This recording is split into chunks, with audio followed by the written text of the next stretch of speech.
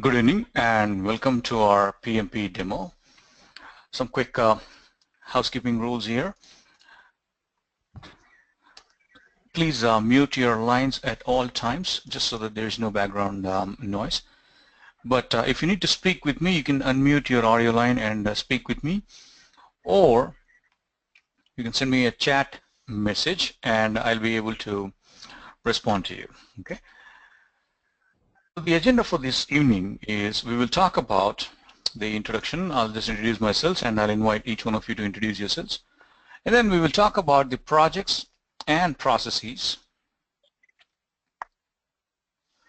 And then we will talk about the role of a project manager. And we will talk about the PMBOK layout at a high level. Following that, we will look at the project integration management and our specialty and the platform of this training program. Okay. With that said, my name is Naveen and I'm going to be the trainer for the remainder of this PMP program. I possess a master's in computer science. I possess a master's in business administration, all from Texas State University. I am a PMP certified candidate, which is portfolio management professional. I'm also a PMP certified candidate, project management professionals. I am a professional in business analysis, PBA candidate. I'm also a certified Scrum Master from Scrum Alliance. I possess about 15 years of experience in different domains across United States in different capacities. So I started my career as a business analyst and then worked my way up to become a lead business analyst. Then I was managing some projects as a project manager for a good amount of time. And then I became a program manager managing some complex programs. And currently I work as a portfolio manager for a Fortune 100 companies in Los Angeles, California. I also have doubled up my roles and responsibilities as a UAT lead or process engineering specialist, product manager, etc. as needed. And I provide training in the areas of project management and business analysis. Till date I've trained about 1,000 students across the globe, and most of them here in the United States. As I mentioned earlier, my experience spans across different domains. Some of them are finance. Within finance, I had opportunities to work in banking, credit card, and mortgage. I also had a chance to work in the insurance sector, healthcare, pharma, travel, telecom, and some of the other pure IT organizations. And I'm also a member of various professional bodies such as PMI, Agile Alliance, Scrum Alliance, American Marketing Association, American Society for Quality, Toastmasters, etc. So the reason why I'm trying to mention about my experiences, education, domain expertise, and memberships is I want you to understand that the knowledge that we are bringing to this platform is not necessarily from a textbook or not necessarily static. Okay? It is something that encompasses practical understanding, experiences, and also with my association with these various professional bodies, it will help me to understand the requirements for an individual to become a project manager in 2017 and beyond. See, project management evolves once every few years, and depending on the economy, depending on the job market, things get added or things get adjusted a little bit. So for me to understand that so that I can better help you to prepare for taking up a role as a project manager in 2017, and also for me to help you to clear your PMP exam, my understanding, my association with these different organizations will help you. That is what I'll be bringing to this platform. Okay. Now, I would like to invite you to introduce yourselves by mentioning your name, your education, your work experience, current location. So let me just mention your name and you can unmute your audio line and introduce yourselves. I see somebody on caller on a phone. Can you please unmute? Caller 01, can you please unmute and introduce yourselves? Somebody who just dialed by the phone, can you please unmute and introduce?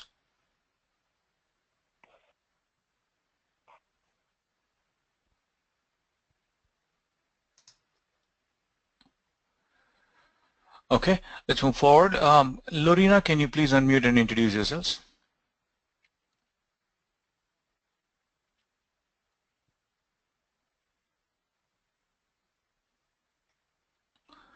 Lorena, if you're around, can you please unmute and introduce yourselves?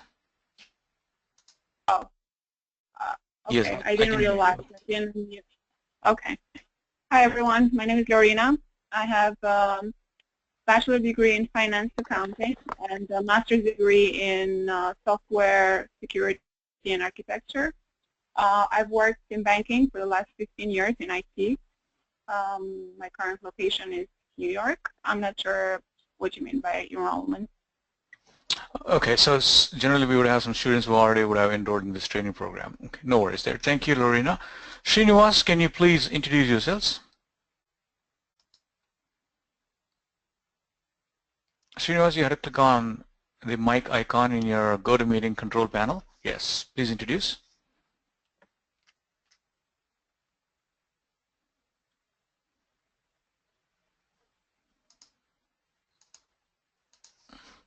I'm not able to hear you, Srinivas.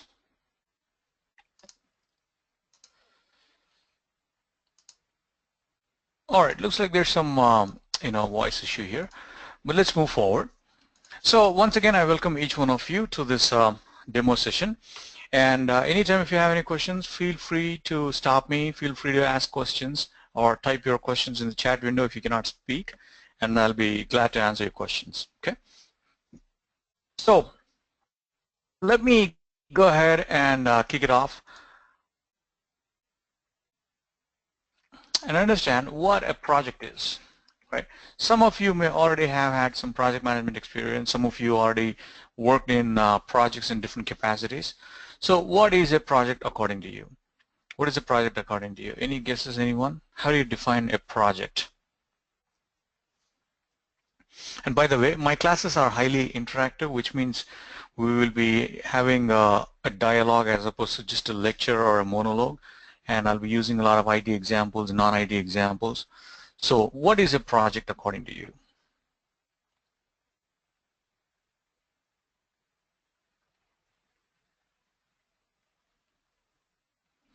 So project is something that is taken up as a temporary endeavor to create a unique product, service, or a result. Okay, that's the standard PMI definition. So what do we mean by that? Which means a project should have a specific starting point, a specific ending point. There's a start time and then there's an end time. And then there are some activities that are being done by a set of people. And then it should result in an outcome. The outcome has to be unique in nature. For example, when Boeing actually built their Dreamliner airplane the very first time, it was a project because it was a unique product until then. It was not manufactured before that. So they had to understand the requirements of the product, requirements of the project, and then finalize the scope, and then they had to design the solution for this, design the product, and then build it, and then finally they produce a Dreamliner airplane. So a project can result in a product or a service or a result. So service-oriented projects, for example, can you think of a service-oriented project? Any service-oriented projects? Sometimes, a relief mission can be a service-oriented project, right? Or this training program, educational service, this is a project. Because you're here, and then there's a start time, there's a finish time, and then you are being delivered educational services, and then after the end point, it comes to a conclusion. So that is a service-oriented project. What about a result-oriented project? Let's say clinical trials, surveys, research work. U.S. government conducted census in 2010. So there were a set of activities. Number one, they had to understand the questions that needed to be asked. Number two, they needed to identify the people that would go around and gather census. Number three, they had to gather the data, aggregate the data, validate the data quality. And then finally they gave a summary saying, hey, 48% of the population is men, 52% of the population in the United States is women. That's a result. So a product or a service or a result can be an end item or an outcome of a project. And the nature of the project is temporary and the output has to be unique. A project can create a product that can either be a component. For example, within assembly of an airplane, there are many sub-projects. For example, assembling the engine, the safety systems, the paint job, or the interiors, electronics. Or it can provide a service or a capability to perform a service, for example, establishing a supply chain, distribution network system, or incorporating a software program in a bank to enable a capability or perform a service, or improvements in existing product or service. Example, a Six Sigma project that is undertaken to reduce some defects, or it can be a result, as I mentioned. So this is, by the way, the actual image of the plane that was taken when the Boeing's Everett assembly unit rolled out the first Boeing Dreamliner airplane. But now what they're doing is every day they're manufacturing several Boeing Dreamliners. This is their Seattle, Washington, Everett area assembly unit. So every day they're doing the same thing.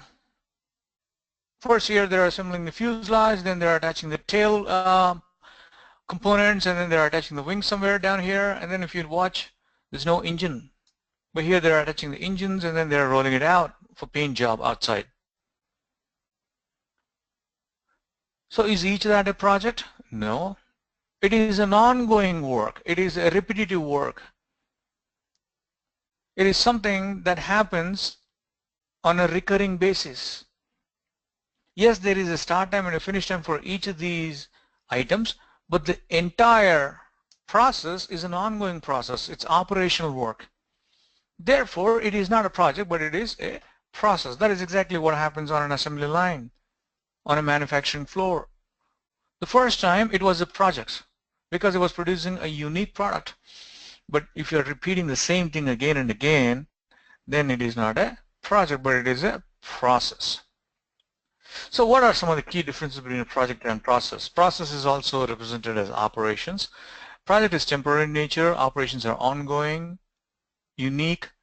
Operations will produce a repetitive product. A project will attain its objective and terminate, while operations will sustain the business. That is what keeps the business going. That is what will generate the revenues for the organization.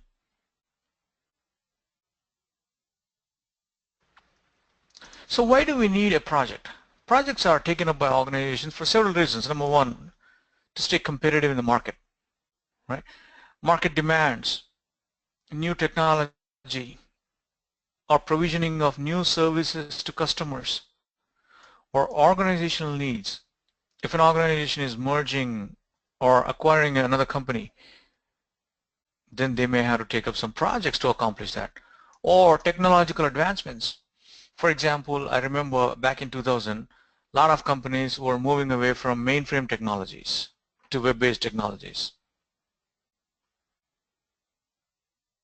Right now, the trend is a lot of organizations are moving away from on-demand technologies. I'm talking about from IT perspective, on-demand to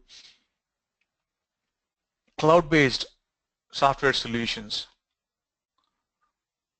Or right now in defense industry, they're taking up a lot of projects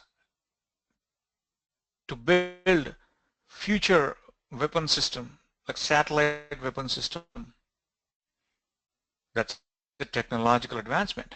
Or sometimes customers will request for some products or upgrades. Or sometimes you may have a regulatory or a legal compliance requirement, or just to stay competitive in the market, or sometimes just to create a unique product or a new product or feature. So these are some of the reasons why organizations do take up projects. And the projects can be complex, small. They can be capital projects. They can be operational projects. Depending on the type of need, they will be taking up a project. But what is project management? Simply put, project management is the application of the knowledge, skills, tools, and techniques to achieve the project requirements. See, project management is a discipline in itself. Project management is nothing but the art of managing the people, utilizing the tools and technologies, and possessing the right skills and applying those skills to accomplish the project objectives. That is project management. But how do you accomplish the objectives of the project? So PMI came up with a book called PMBOK, and they identified 47 key processes which are required to accomplish the project objectives. That is what your exam is about. So your certification exam is application of these 47 processes to accomplish the project objectives. So what is the role of a project manager? Who is a project manager? Is a project manager an individual that manages the people of the project, or is the project manager an individual that manages the project itself? A lot of people think project manager's job is to manage the people of the project. Not quite. Because the job of a project manager is to ensure that the project objectives are attained.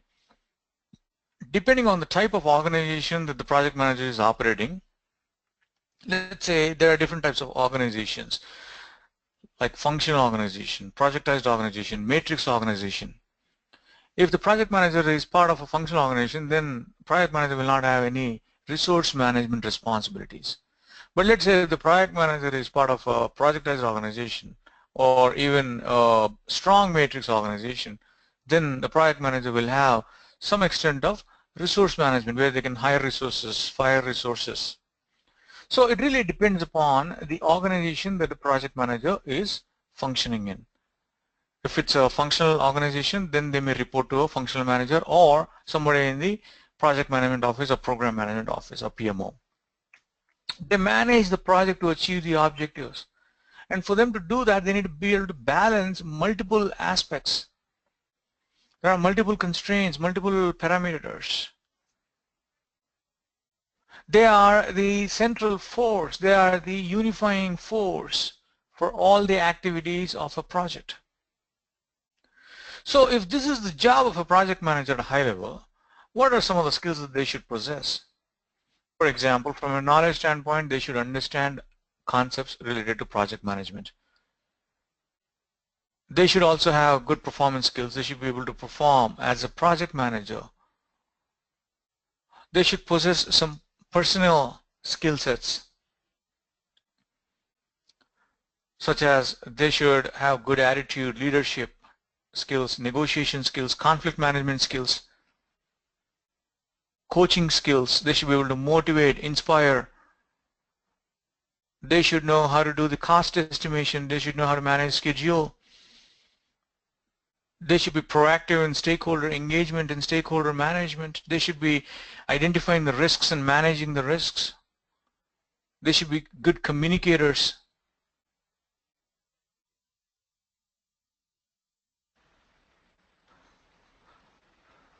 So these are some of the qualities or attributes that a project manager should possess in order to be a successful project manager. Okay. At this time, let me just quickly pause and see if you have any questions. If you have any questions, please unmute and ask me a question.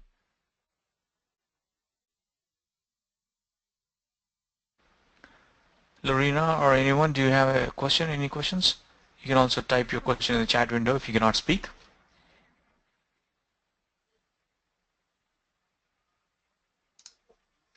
Okay, let's move forward. So I mentioned a concept of a PMO.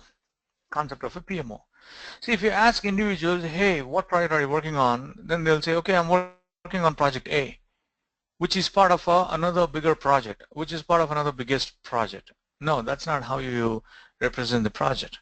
See, in an organization, there are different portfolios. There can be finance portfolio, operations portfolio, supply chain portfolio, research and development portfolio, IT portfolio. Portfolio is nothing but a collection of investments or collection of projects and programs. For every portfolio, you will have several programs and projects part of that portfolio. But within the programs, you can have projects as part of the programs. Why do we have programs? If you cannot realize the benefits from one project, but if there is a benefit by doing a collection of projects, then you do it as a program. When you execute multiple projects, and if you are able to realize the benefits of a program, then you would create a program. Individually, the benefits from each project in a program are not useful. Now, what is portfolio going to be delivering? Portfolio will deliver the business value. Portfolio is about strategy. Portfolio is something that aligns to organization strategy. For example, 2017 brings new opportunities for a lot of companies. So a lot of companies will have strategies like new product launch or growing in new markets or acquiring new companies or increasing the customer base or reducing the operations cost. So those are some strategies.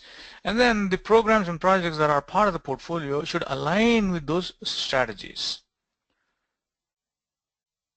So portfolios will deliver the business value for an organization. They will deliver the business value for an organization, while a program will deliver a stakeholder value or a department level value.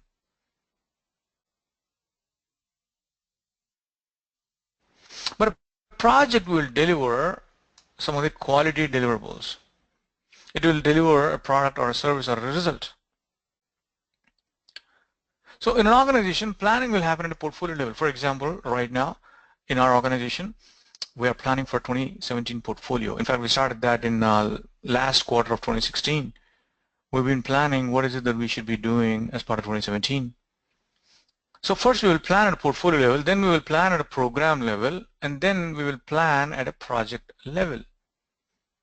What is the cost of the project? What is the duration of the project? Who should be doing it? Who are the vendors? What is the deliverable? And then when you execute these projects, there is an output. There is a product or a service or a result. Then you would have accomplished the project objectives. When you collectively execute the project objectives, then you would accomplish the program objectives. A group of programs and projects collectively executed will enable the portfolio to have been executed successfully. So please remember, planning is a top-down approach in an organization, while execution is a bottom-up approach in an organization. See, projects are managed by project managers. Programs are managed by program managers. They are denoted by PGM. Portfolios are managed by portfolio managers. Generally, organizations will have like maybe 3 or 4 or 5 maximum portfolio managers managing each and every portfolio. So the certification that PMI has are PMP certification for project managers, PGMP certification for program managers, PFMP certification for portfolio managers.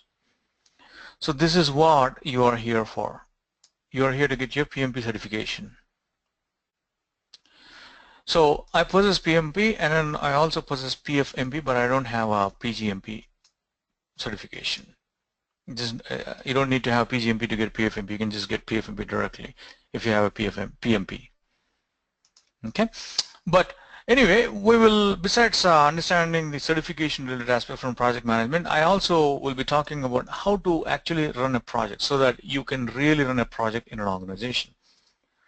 Now, PMI uses PMBOK, Project Management Body of Knowledge, which is nothing but a set of terminologies and guidelines established for project management, and these are the best practices identified by several individuals in the industry. And it is grouped by domains and knowledge areas. It is grouped by domains and knowledge areas. Current edition is 5th edition, published in 2013. There's word that this will be updated in 2017, around August, September timeframe. So if you plan on doing PMP, I would say go ahead and do it sooner than later. Okay. So what is it that PMBOK talks about when it says domains? What do you mean by domains? See, PMBOK says there are 5 key process groups. One is initiating, planning, execution, monitoring and controlling, and then closing. Initiating, planning, executing, monitoring and controlling, and closing. A lot of people think it's a serial relationship. A lot of people think first you had to initiate, then you had to plan, then you had to execute, then you had to monitor and control, and then you had to close. Not really. It's not something that happens in a serial fashion. If you notice here, there are some processes or activities that occur in initiation phase, and then based on that, the outputs of initiating phase will serve as inputs into the planning phase, and then when you plan, you will execute it. When you're executing, you will monitor and control it. Based on the progress, based on the defects, based on the issues, based on the gaps, you may have to replan. And then you may have to re-execute. And then again, you'll continue to monitor and control. Or based on monitoring and controlling, you may have to execute something properly. Or based on execution, you would have determined that something was not planned properly. So you will have to replan. So that is why it is not necessarily a one-way flow, but it is a bidirectional flow between planning, execution, monitoring, and controlling. Once you do all of that successfully, then you will have to perform closure activities. You got to close the phase, you got to close the project. For example, what do you mean by closing a project? Making sure that you're releasing all the resources, making sure all the invoices are paid, making sure that you're conducting a lessons learned meeting, making sure you're securing all the project documents in some kind of a repository or SharePoint site. Okay, so each of these domains do have various processes, which I'm going to be showing in a moment here. Well, what about knowledge areas? I said there are 10 knowledge areas. So knowledge areas are integration management, scope, time, cost, quality, HR, communication, risk, procurement, and stakeholder management.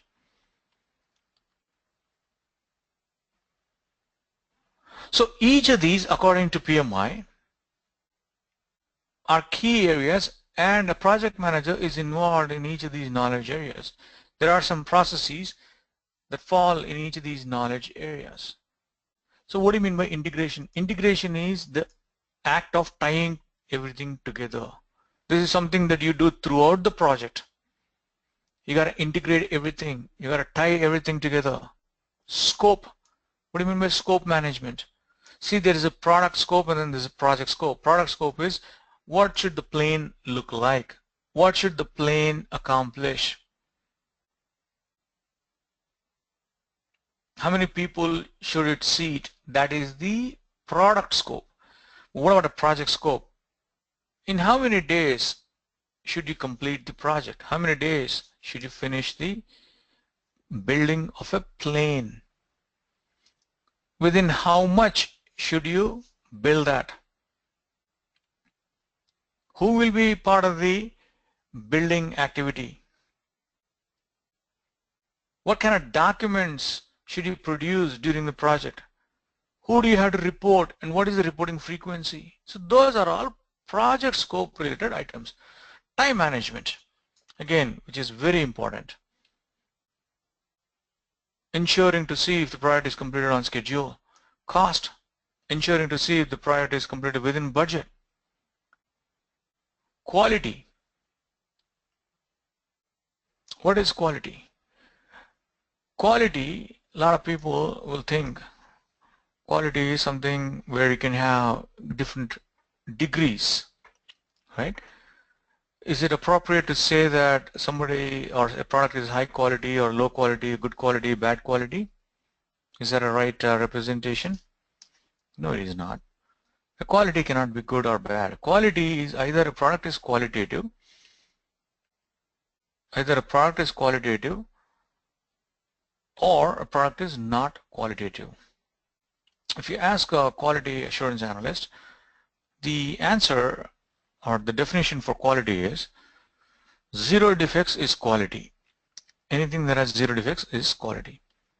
But if you have to think about it from project management or business analysis, quality is conformance to the requirements. Let's say the requirement here is for you to get this PMP training in English language. Let's say if I start teaching in Spanish, I'm not conforming to the requirement. So then it is not a qualitative program. So for example, let's say there are two types of cars, Mercedes-Benz, and let's say there's a Kia Rio or Kia Grand. The management at a Mercedes factory gave 400 requirements to the engineers. But the management at a Kia factory gave 100 requirements to the engineers to build the car. And at the end of the build, engineers were able to accomplish all 100 of the 100 in a Kia car. But in a Mercedes-Benz, let's say they did only about 300 requirements out of the 400. Now, which one is a qualitative product and why?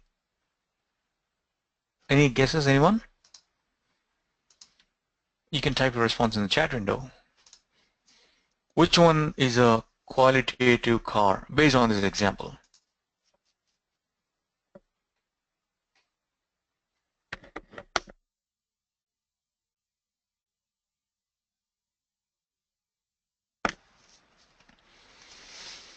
Obviously, it's Kia, right?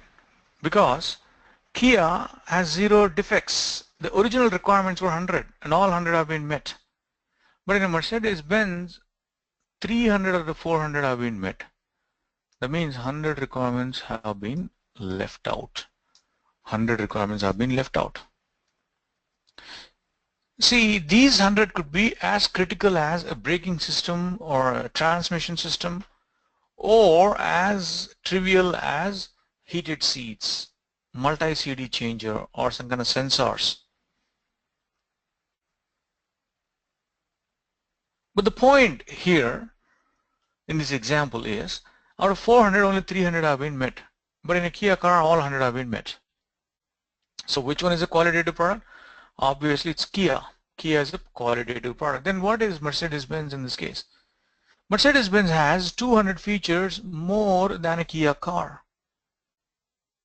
200 features more than a Kia car. It could be a fancy light. It could be leather seats. It could be GPS system. It could be remote lock. It could be sunroof. It could be moonroof. So it has 200 features more than a Kia car. But it is not a qualitative product based on this example. So in the class of cars, Mercedes-Benz is a higher grade product than a Kia car. Now you can have high grade, low grade, medium grade, good grade, bad grade. Those are possible, but you don't have high quality, low quality, medium quality, good quality. That's not the right representation of the term quality. So generally when you go to a grocery store, you will see high grade eggs or large grade eggs, high grade milk. So what does it mean? You think they're saying that there's more quality or quantity? It's quantity. Okay. So anyway, that's just one example. We can cover more about quality management, and there's so many techniques that we can discover when we go over quality management as part of the course. HR management, human resources, how do you manage people? What are the group dynamics? When you form people, what happens? What are the various techniques that you can employ to bring consensus? How do you motivate people? What are different HR theories? When are people motivated? When are people not motivated? So those are some of the aspects that we'll be covering as part of the HR management. And then from a communication standpoint, what kind of communication channels you should be using? What kind of communication should you be sending out? What are various communication modes? This pull communication, push communication, push emails, memos, pull, intranet. If you put something on the intranet, everybody can see it in your company. Risk management. How do you manage risks? What are the various types of risks? And then creating a risk register. Procurement. How do you procure the needed resources and services, be it people or processes or technologies that you're procuring, so that you can complete the project successfully. Stakeholder management. How do you manage stakeholders? This is the newest addition to the PMBOK. This was added in 2012. Up until then, they had only 9 knowledge areas and 42 processes, but now they made it to 47 and then added the last knowledge area, which is stakeholder management. How do you identify your stakeholders? Who do you have to engage? Who do you have to not engage? All of that will be part of your stakeholder management. So anyway, these knowledge areas, all these 10 knowledge areas that you see on the left side, which are on y-axis or which are in a vertical representation, and then these 5 which are represented in horizontal fashion, they are process groups. These are process groups. And then in each of these, if you map the process group to the knowledge area, there are various processes. For example, in initiating, within integration knowledge area, you have develop project charter. Develop project charter. So for develop project charter, you should have some inputs. To develop a project charter, you should have some inputs. You also should have some tools and techniques, and then you will have some outputs. Now that is what you need to understand for all 47 processes. What are the inputs? What are the tools and techniques? And then what are the outputs of that process? So here we can clearly say develop project charter, the output is project charter. Develop project management plan, the output is project management plan. So what does a project management plan contain? Or what does a project charter contain? So that is what we will be learning as part of this class. So let me go ahead and show you an example of a particular process about how we will be discussing or how we will cover as part of the training program. So let's say project integration management. As I said, integration is the act of combining or bundling or tying or fusing or blending. And within integration management, it includes processes and activities that are needed to identify, define, combine, unify, and coordinate the various activities. Okay, so all the other knowledge areas that you see here will, all the activities that are being done in all the other knowledge areas will have to be integrated based on the concepts from integration management.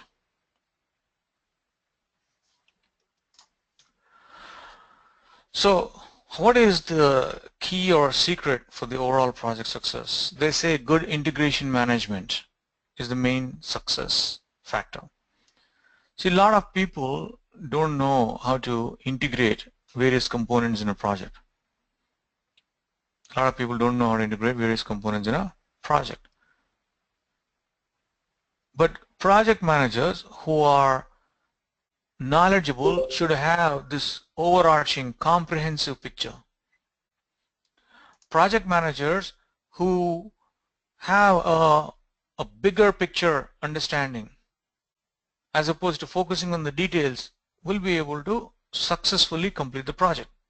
That is why good integration management results in successful completion of projects. So different people will be focusing on different parts of the project.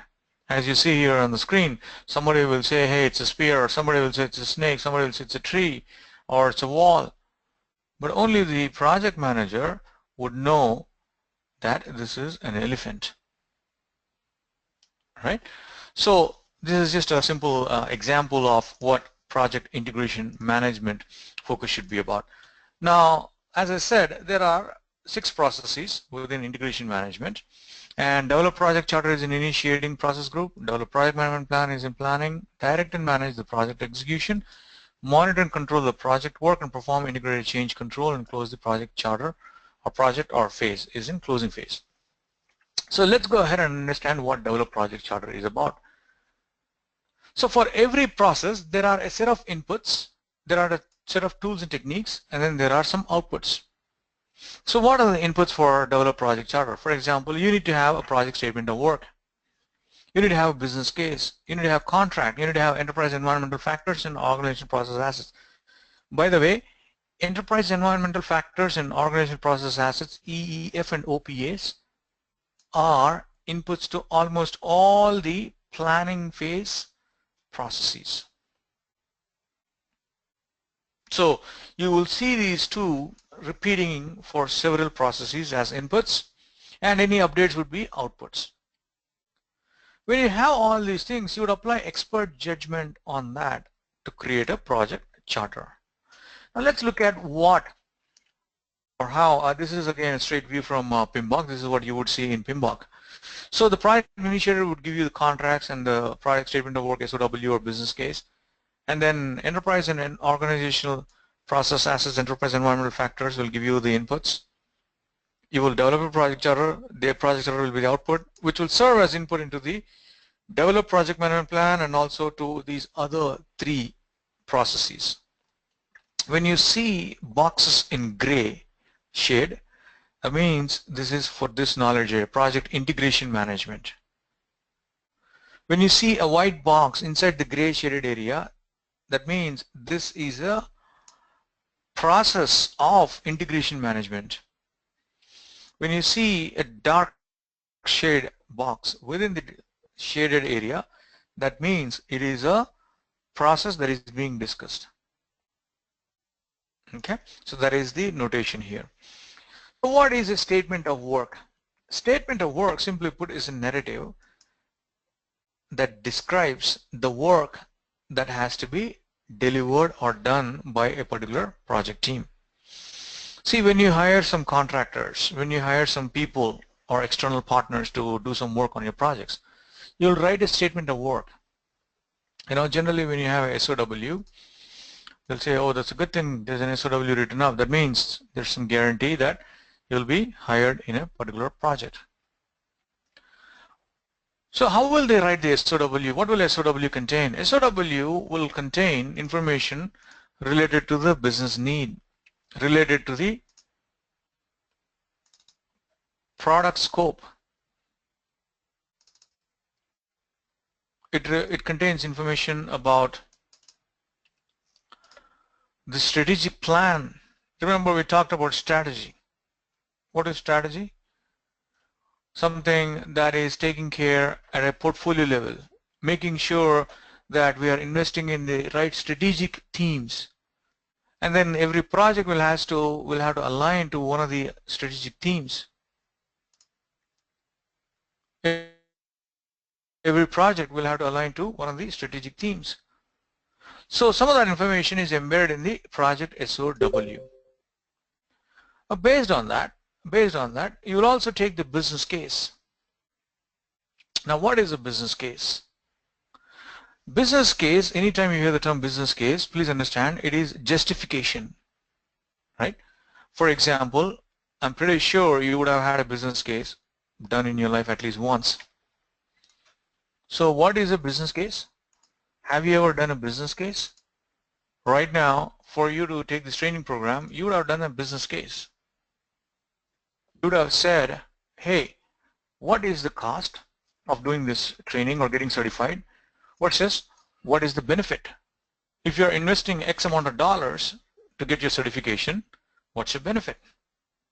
Is the benefit greater than the cost? Are you going to be getting more than X amount of dollars as a benefit, or are you going to be getting less than X amount of dollars as your benefit? So if the benefits outweigh the costs, obviously organizations will move forward on that. And also, business case talks about why you should do this project. Can you not just remain as is? For example, why are you investing in getting your PMP certification? Why can't you just be like that? Why can't you continue in status quo? Because you may want to get promotion, or you may want to get a higher billing rate, or you may want to move to another opportunity.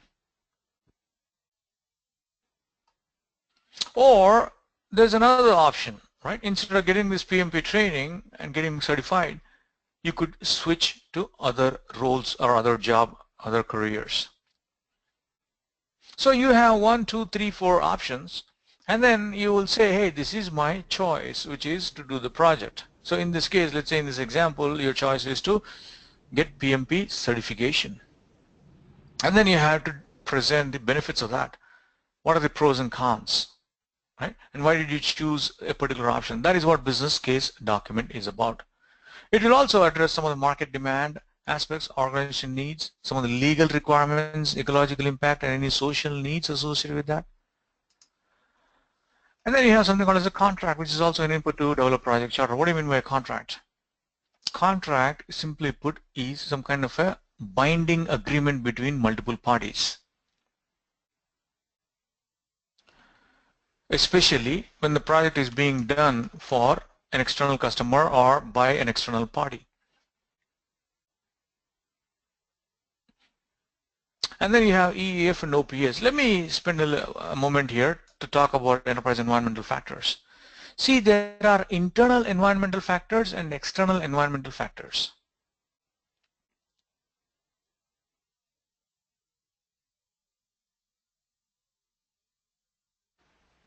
And then environmental factors are those factors that can influence your project in a positive or a negative way. For example, right now within the healthcare segment, people are saying that new healthcare law will come into place. Let's say if you are developing an application within the healthcare context or within a healthcare company, guess what? That new healthcare policy will have an impact on your project.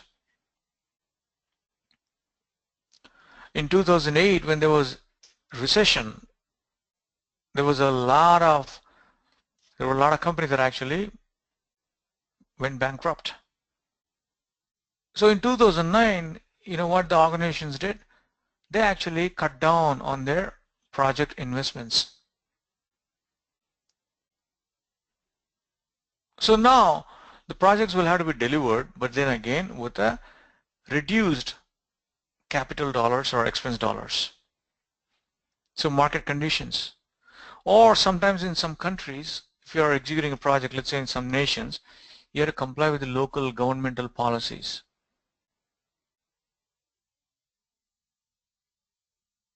So those are environmental factors that are out of your control. But then what about OPAs, organizational process assets? See, these are the internal organizational standards. For example, company policies, templates, previous project information. So yours is not the only project that is being done in an organization, right? Previously, projects would have been done. So utilizing that information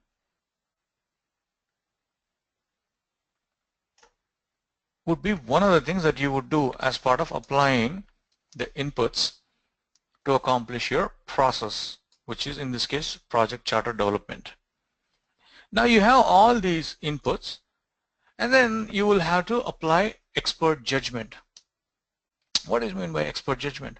Consulting with other people, consulting with other units in the company, other departments in the company, asking the stakeholders what the project charter should be about,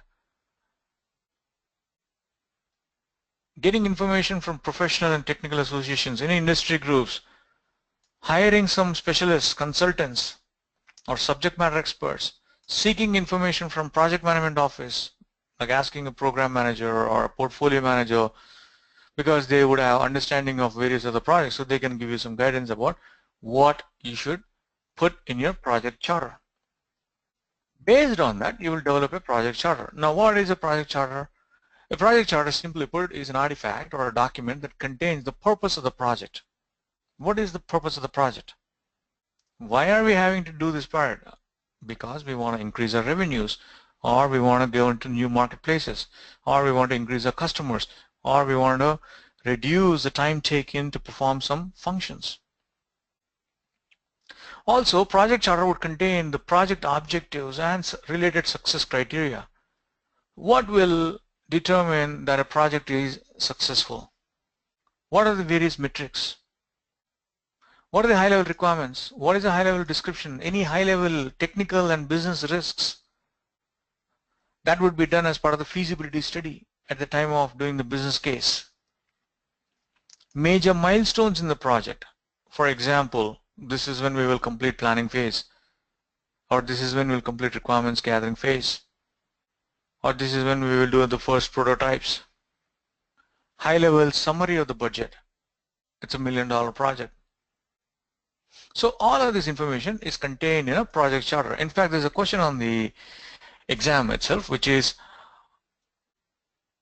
when would a project manager get formal authority on the project? When would a project manager get formal authority on the project? When the project charter is signed off. A project manager would get formal authority in the project after a project charter is signed off. You know why? Because a project charter contains information about the authority of a project manager. What is project manager's authority in the areas of scope, in the areas of time, or in the areas of resources, in the areas of budget? So let me pull up the project charter template here.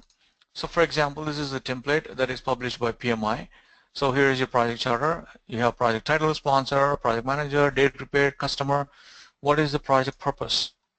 Description, high-level requirements, high-level risks, and then project objectives. What is the high-level scope? What is the success criteria? Who is approving this? For example, if I can deliver 90 items out of 10 out of 100 items within scope, I would call it as a successful execution. Or let's say, with regards to time, if I can finish the project within 1 year or maximum in 13 months, then I'm going to be calling it as a successful accomplishment. Or if I can finish within 5% range of my original budget, then I will call it as a successful completion. So what is the objective? What is the success criteria? And who is the person that is approving that success criteria? And then major summary milestones. When will you finish your initiation phase? When will you finish your planning phase? When will you finish onboarding the resources? Okay. And then estimated budget. Who are the key people of your project? What are their roles? What is the authority of the project manager in terms of staffing? Can a project manager hire people? Can a project manager fire people? Can a project manager ask for more money?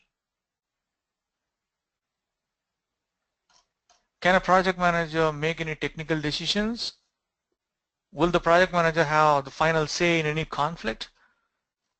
And then finally, it will be approved by the sponsor, and also the project manager will sign it. So the true authority of a project manager starts from the point of an approved project charter. Unless it is approved, project manager's authority is not determined.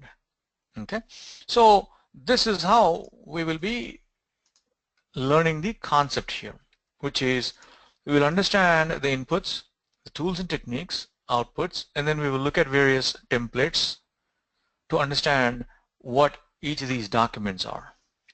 Okay, and let me move forward and talk to you about that's just one process out of 47 processes. Now you just need to only learn 46 processes because you already know one of these processes, develop project charter. So that's a good thing here. Now, what is the specialty of a training program? Number one, I've trained a lot of people, about close to 1,000 students, and I have two clear goals, which is help the student clear PMP exam, help each one of you clear a PMP exam, and I really want you to learn these concepts so that you can apply them in your job. Okay. We also have hundreds of sample questions embedded in the practice test. Full-length test, there's plenty of materials like ebooks, templates, white papers, case studies, application tips, etc., cheat sheets that we will give away. So let me pull up the exam portal that is available, that is made available to each and every one of you. So once you enroll, you'll get this exam portal. So if you click on PMP Start Test, there's a topic-wise test. Okay, click on that and then submit.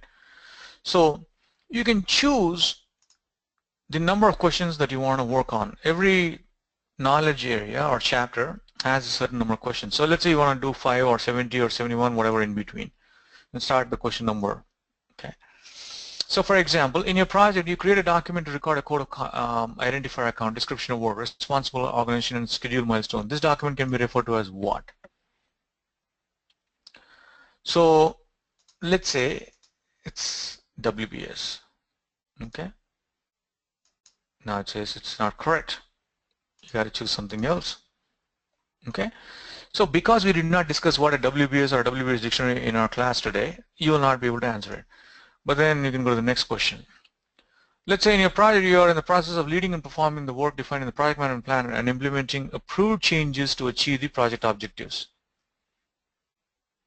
So what do? Direct and manage project work. Right? Let's go to the next one. You're preparing a document using project statement of work, business case, agreements, EEF, and OPS. What are these inputs for? Can I get a quick answer from any of you? It can be a voice answer or a chat answer. What are you using these as inputs for? Anyone? If you have been here the past 15 minutes, you should be able to answer this question.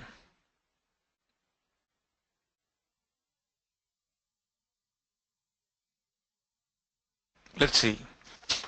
Lorena, Rhonda, Srinivas, or other people, any guesses, any choices? Which one? 1, 2, 3, 4, which choice should I select? 1. 1? Yeah. Okay. I think you just joined, right? You just joined a few minutes ago. Yes. Okay. So I'm getting an answer. Lorena is saying select project. So let's say, I'm sorry, I didn't get your name. What was your name again, please? Abe. I'm sorry? Abe. A-B-E. Abe. Okay, Abe, you said develop project management plan. Okay, let's see what happens. See, that's not correct. Oh. Lorena says select develop project charter. She's saying develop project charter. Let's see. There you go. Because you know why? Let me just pull up the slide again. See? This is what I said.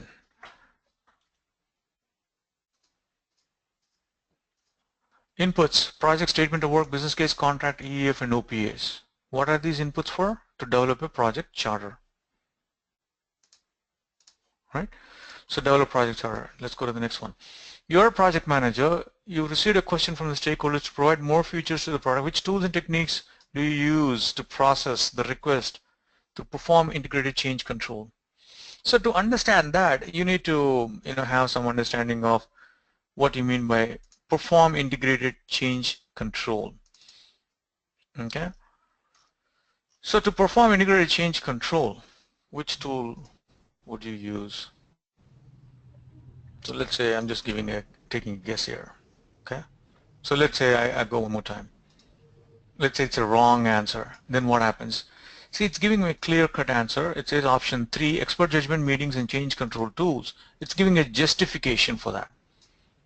So we built all this information just so that you will understand not only by memorizing, but you need to understand the concept. Why is it option 3? Why not option 1? Or why not option 2? Why not option 4? Right?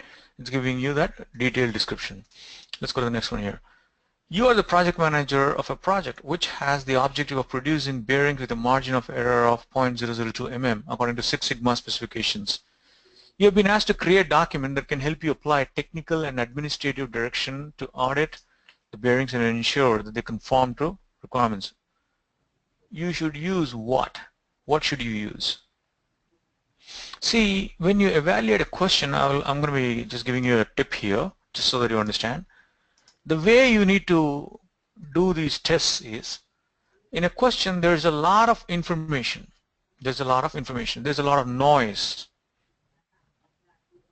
Okay? You need to eliminate the noise, the distraction. You need to remove the distraction and the noise. You need to focus on what the question is. They're saying, that you're producing some bearings with a margin of error of 0.002 according to the specification. And then you're asked to create some document that can help you apply that. Now what will you do here? Product scope, let's say. It's wrong. Configuration management. That is what you should do because you're configuring a particular system or a component or an application. Okay, how do you configure that? By using some formal documented procedures. So you need to understand that. In our classes, we would have talked about what a configuration management system is, or what product scope description is about, what statement of work is, what project management. So then based on that, you can eliminate some of the choices and also answer the question. Okay. So let's say, here is a summary. Here is a summary. So your total questions, I mean, out of 71, you only attempted 5, and then total were 4. It's going to calculate the percentage off of the total number of questions. Okay. If anything is wrong, let's say we selected this option incorrectly, we did not answer this even after the second attempt, and that's why it's flagged as red color. So you can learn again. Now let me go back to the courses again and then show you another feature here, full length test. Click on submit. You can do, this is the actual, we have 5, sorry. Right. We have 4 actual full-length tests, not 5. I think the other one was a mistake over there. So it's a 4-hour limit. It's actual test. This is what your actual exam is about, 4 hours long. So you're the project manager in a pharmaceutical company and you're involved in managing stakeholder engagement to satisfy their needs and addressing any issues that are identified in this context. What is not a relevant output? So you need to understand each of these processes, inputs, tools, and techniques, and outputs. Then you can answer questions like this. Okay, so you will have the option to take the test, and it will show you the result and all that good stuff. Okay, so that's about the exam platform. And then the next piece that I wanted to cover was the materials that we give away. For example, you will be receiving plenty of materials. So you'll be receiving case studies, there's mini case studies just for you to read and understand how project management concepts are being applied. There's some other case studies. Again, some of these are available on PMI website. And then there are some cheat sheets that I've created for you. And you can take a look at it. There's some cheat sheets from other sources as well. So for example, this is one of the cheat sheets that I've created here. It contains some of the key items such as what are the inputs, what are the outputs for each of these processes. So this is just to help you remember. And then the formulae, mathematical formula, of course we'll be deriving each of these formulae and explaining each of these concepts in detail just so that you know, even if you don't remember the formulae, you can actually deduce the formula, derive the formula, and answer the questions. So there's some tips here, okay? And then again, you have some ebooks that we are also giving away to you for free, just so that you can get some idea. And then other exercises, some sample mathematics like NPV, calculating all that stuff. And then also we will help you, we'll give you guidance about filling your application. A lot of people actually have difficulty doing that. So we will give you the guidance. We will tell you how to fill the application and how to avoid audits and all the good stuff. And then there are some other materials that we will also be giving away, like sample project documents. I think there's some more somewhere else. And then we also have study guides. Let me just open the study guides here. So we have study guides for each and every chapter that is also made available to you. And then there are templates that you could use. For example, if you go to initiation, we just saw project charter here, right? So you can download these templates, stakeholder analysis, stakeholder register. So these are various templates that are made available to you. If you go back to planning, there's plenty of templates again. Monitoring and controlling, or execution, or closing, Okay, so all of these are made available to you. Besides that, there's some other regular materials that you can get off of pmi.org, like exam content outline, handbook, the lexicon, and other things. See, actually, PMI did a good thing by creating lexicon in 20, I believe they did this in 2012 or 2013, I guess. I'm sorry, in 2015, not 2013. So when I did my test back in 2010, I created my own lexicon. Lexicon is nothing but identification of keywords and defining what each of these terms are. Okay, this is a very useful document, and of course we will be covering all these as part of our class, and this is what we will be understanding as part of the training program. So that in a nutshell is the materials, the structure, the training format. Now let me quickly bring you to the website for you to get more information and some resources that will come handy and helpful to you. So if you go to this website, global-teq.com, you can see the various courses that are being offered. You can go to all courses. You can click on PMP. Even anyone interested in CAPM also can join this, because this is what this is good for both PMP and CAPM. And you can choose the training module. You can choose a classroom training. You can choose e-learning. You can choose live virtual training. For example, if you click on classroom training, you got to select the city that you're looking for. We offer training in all these cities, and we are scheduling some batches coming up starting in a week or so.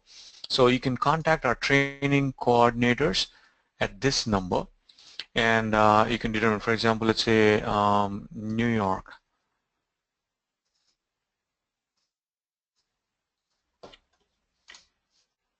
Okay, sorry about that. Let's just go back. It's a PMP, and then it's classroom training, and then New York. Okay, so we have different flavors. We have speed prep, for example. Some of you may already have some experience and understanding.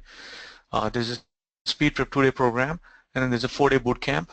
So you can choose either of these programs, and we will be providing you with a 35 contact hour certificate, PMBOK, and other materials, whatever has been mentioned here. Access to our simulation tests and other tools and techniques. So you can click on enroll, or you can chat here or call this number and talk to one of our training coordinators, and they'll be able to assist you. There's some other information like eligibility criteria.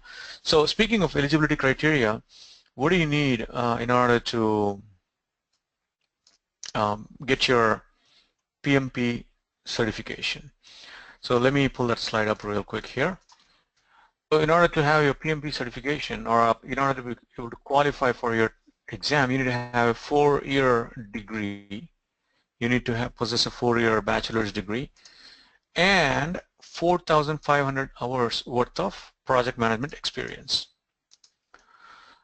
So what do you mean by 4,500 hours? How many years is that approximately? About 2.5 years, or actually 2 years and less than 6 months. But the recommended period is, I would say, you should go for about 3.5 to 4 years worth of project management experience. See, your title may not be project manager. Your title may be a program manager. Your title may be a lead architect. Your title may be a business analyst.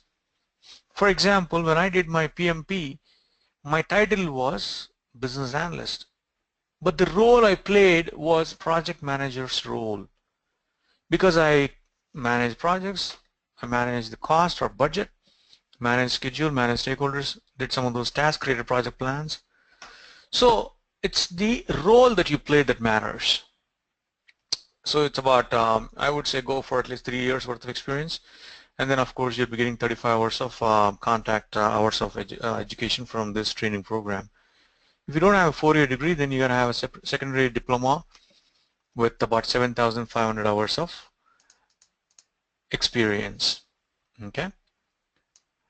However, the fees for the exam itself is, see, if you get PMI membership, it's $139, and then the exam is $405.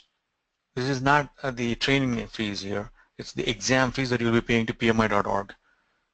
If you're not a member, you'll be paying $555. So if you take membership, there's some benefits to that, and you'll also be saving about $11. Okay, so I would say go for membership and then the computer-based. So that's the information here. But as I said, you can go to our blog and you can look at the details, the course contents that are being covered, pretty much all the listing of all the processes in the class, and then the class schedule, any FAQs, the benefits associated with that. If you have a PMP certification, basically you will be able to negotiate for higher pay or get better jobs or take on more projects and make a switch, or you can get experience, etc. So there's a lot of useful information. You can visit this website. Again, it's global-teq.com. Also, you can click on contact us and send your details here, and our training coordinators are pretty good and quick, be it the weekday or weekend or nighttime or daytime. They'll have a very quick and a short turnaround time, and they'll get back to you soon. Okay. So with that said, let me open the floor for any questions at this time. If you have any questions, please unmute and ask your questions. I'll be happy to answer your questions.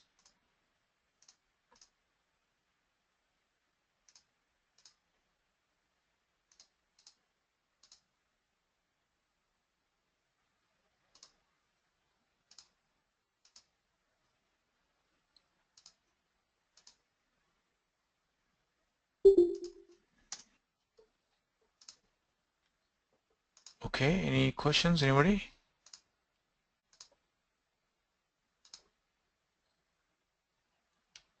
See, there's only 2 times when people would not have any questions. When they know everything, then no questions, or when they don't know anything. I hope it's not the case here. I hope you understood everything about our training program, and I hope you consider us. Yes, please go ahead, Abe. Yeah, well, this is my first time. I am an estimator, and I have extensive experience in estimating. I'm a certified professional estimator, certified by American Society of Professional Estimators. I have probably more than 10 years experience. Can I apply, or I worked as an estimator. I now work as a project manager in charge of change orders. Will I be able to qualify to be certified as a project manager? Yeah, that's a good question. So estimator is you're trying to estimate, right, at a high level, estimating activities or estimating some other tasks. Is that correct? Yes. Yes. Right. See, that is a key knowledge area of project management. Yep. Number 1. Number 2, you also said that you're handling some changes and change requests, right? Yes. As part of that, you probably are interacting with people. Also, as part of that, you probably are sending some status reports or communications, sending some information about your estimation, the progress that you made or progress that you are yet to make, the information pertaining to the estimate itself, right? Yes. Yes. You probably are having to deal with some people, some organizational issues, some HR aspects. Yes. Right? Motivating, exhibiting some leadership skills. And then you probably are also trying to integrate multiple activities.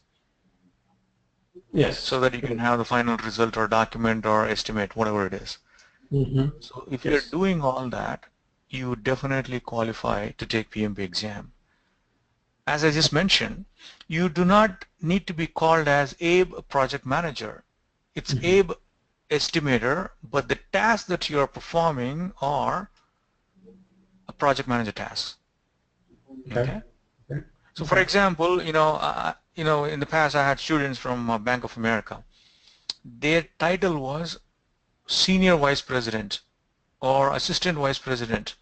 Generally in banks, everybody will have a VP title. Yeah. But the job, the roles or the tasks that they're performing are project management tasks, project management roles. Mm-hmm. And they were, able to do this test, and they got their certification. Okay. Well, actually, if I send a letter saying that I have experience, I mean, they will ask me later to accompany my application to get approved to take the exam, which is PMI. Will they approve me to take the exam? That is what I wanted to ask. So, the way application form is designed is, let me actually show you the PMP application here. So let's say for every, here I'm just writing some sample tasks here, okay? I'll be giving you all this later on when you enroll. So this is how the screens will look like, okay? You will have to fill in your information. Okay. But what you'd be doing essentially is you'd have to provide that, remember 4,500 hours, I'm assuming you have a bachelor's degree, so I'm going to be saying it's 4,500. Yes, I have an MBA. So what you have to say is in each of these process, combined all of these, together this number should be 4,500. Okay. So you can say in initiating process group, you conducted some selection methods, or you identified some stakeholders, or you defined the activities of your work. Mm-hmm. Okay. Yeah. You establish the scope. So you just need to fill in 100 hours, or 50 hours, or 25 hours, or 0 hours here. Okay. Or maybe 20 hours. And then let's say this is your project name 1, project 2, project 3, project 4, project 5, 6, so on and so forth. So cumulatively, if you can bring this number to 2,500, or I'm sorry, 4,500, then you'll qualify. Okay, that will be great. I really appreciate it. No problem. Okay. And then from education, you just need to go ahead. Yes, go ahead. My question, maybe I missed this, but can you talk about what the test looks like, how many hours, multiple choice, all that type of stuff? Okay, can I get your name? I missed your name here. This is Bert, I'm calling in. I'm sorry? This is Bert, I'm calling in. Okay, Bert. Bert, actually, I just I'm sharing my screen, and I'm not sure, you could have joined the session here, but we went over the test module, and we have an online exam platform which has a topic-wise test, and also it has an option to do a full-length simulated test. Okay, and that's a feature that we are provisioning. So the content that is being discussed in the class will be reflected in these tests. So if you attend the classes and learn the concepts, you'll be able to do the tests. So we have different chapters, for example, all 10 knowledge areas plus some professional responsibility. And if you go back, you also have a full-length test. We have 4 full-length tests. Test 1, 2, 3, and 4. Did you understand what I said, Bert, or do you want me to explain anything else? Yeah, well, I'm wondering what the actual test looks like. If there's 100 multiple choice, or if there's written, or okay. that type of information. So it's all multiple choice. It's all multiple choice with 4 options, and there's 200 questions on the test. It's a 4-hour long test. Okay, thank you. Mm-hmm. Each test simulated. This is the actual test itself. 200 questions, 4 hours long, multiple choice. Everything is a multiple choice. All right. Any other questions, anybody else? I have one question. This is Nabil. Nabu? Nabil? Yeah, go ahead. I'm not clear about the 35 hours. I have credit hours accumulated in my undergrad and grad schools, but I'm not sure whether those contribute to application to qualify for this PMP certification, or do I have to take another 35 hours? No, basically when you attend this training program, you will get a 35-hour certificate, a course completion certificate, which says, Is that mandatory? yeah, 35 hours is mandatory. So those hours in the undergrad and grad schools of related project management studies do not contribute to this. That will also contribute. That will also count. Then you will have 55 hours. Okay, thank you. Mm-hmm. I have one more question. Sure. Yeah, well, what is it for renewal, or I mean just 35 hours? Are you going to send? Yeah. Mm-hmm. Go ahead. Finish it off.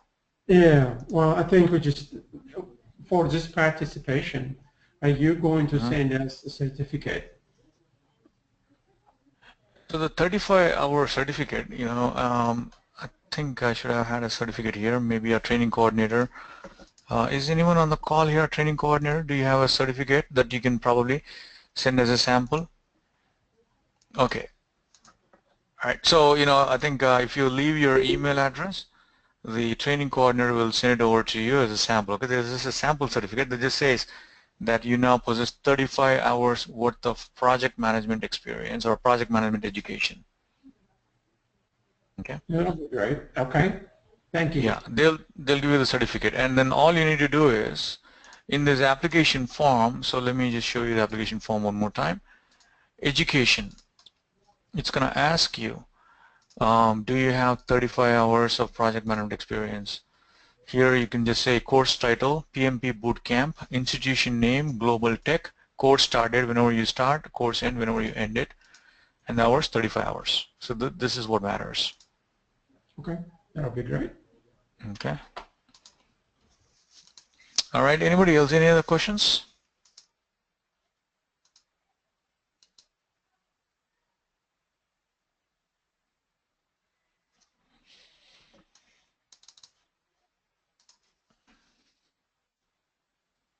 Okay.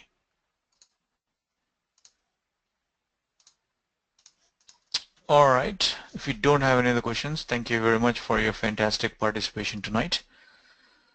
I look forward to interacting with each one of you in our upcoming formal classes, either in class or online. Please reach out to our training coordinator, and you can enroll. Again, you can call this number 214-227-6396, or you can just send an email, info@global-teq, TEQ.com, or just go to Global-Teq.com. Just type Global-Teq in Google and you'll find this website. Enter your name and then somebody will call you. Okay. Thank you very much and have a good night.